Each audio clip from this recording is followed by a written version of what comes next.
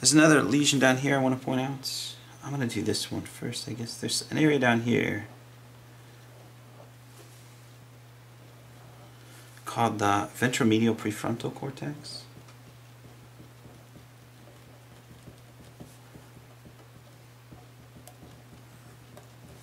And this is an interesting lesion because it shows us that morality might actually be wired into our brain. I don't want to go into this in detail, but basically, people that have lesions here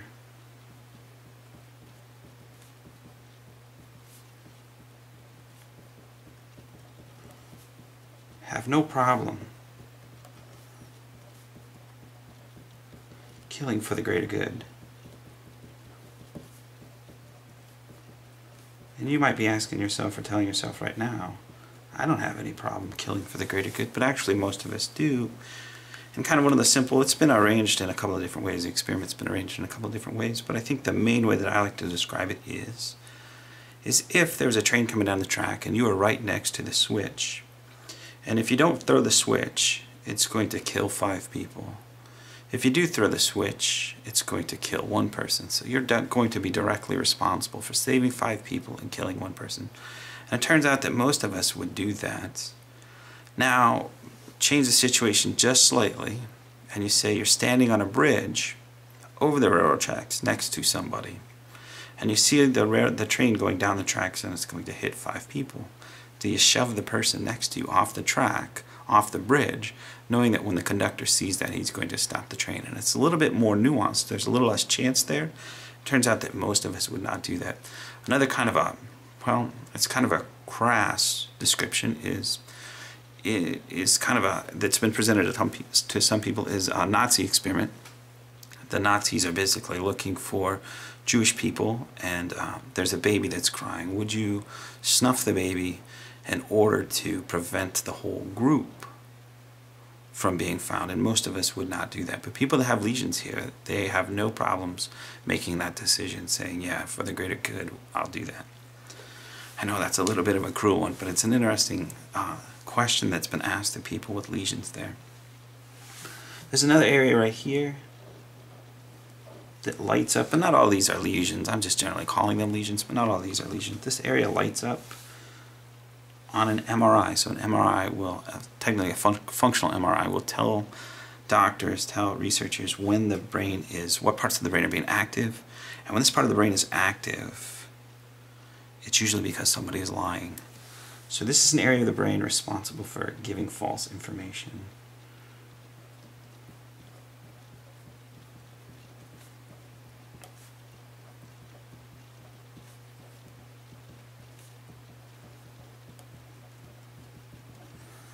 So let me clear that up one more time to say it a little bit more clearly. So you can take a functional MRI, you can have it look at the brain and see what parts of the brain are active while somebody is doing something. And if that something is lying, then this area of the brain tends to light up.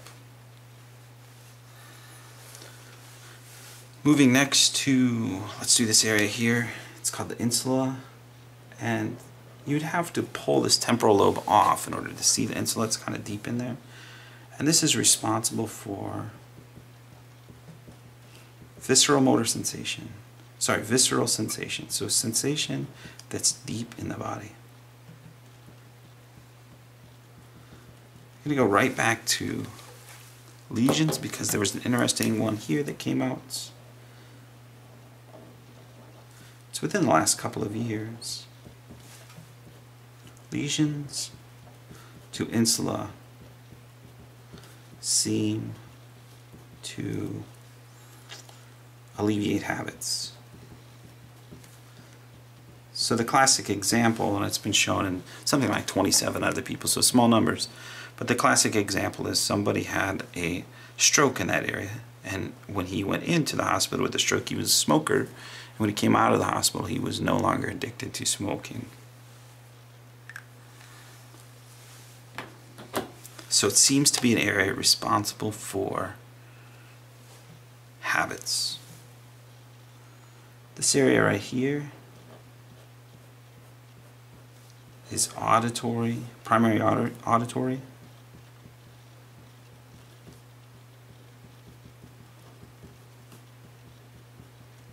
And This is going to be responsible for hearing things like pitch, rhythm, and loudness. So real basic hearing. Right behind that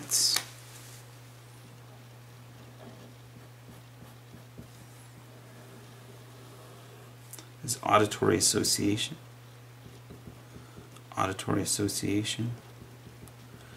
And this is going to be, again, so with the primary motor and motor association, the primary usually does the simplest kind of analysis, and then from there you go to more complex analysis. So the primary auditory of Cortex does the really simple analysis of pitch, rhythm, and loudness. Auditory association gives the actual perception of sound. What does it mean?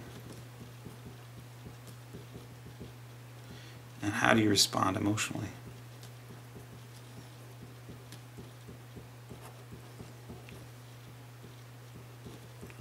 So in general, sounds can elicit emotions, whether it's listening to certain types of music, things like that. And so auditory association will add to that the perception, the actual consciousness of that sound.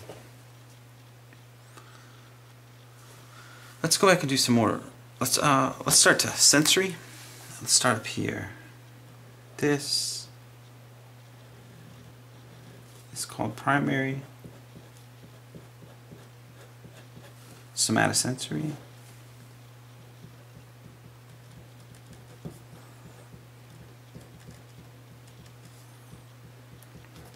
Somato means body and sensory means sensory. So this is going to be basic sensations of the body.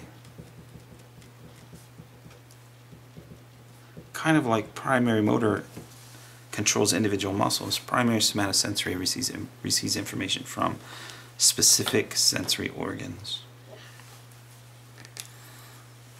So then we can build on that and say, well then what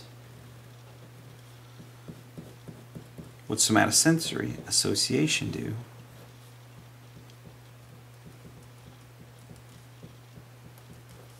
And that's going to build on primary to give us size, texture, and relationship. Kind of like, did you get hit with a tennis ball, with a soccer ball, with a bowling ball?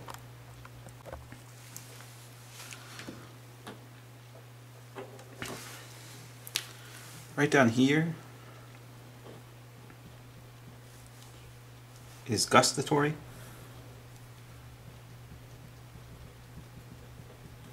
So that's taste.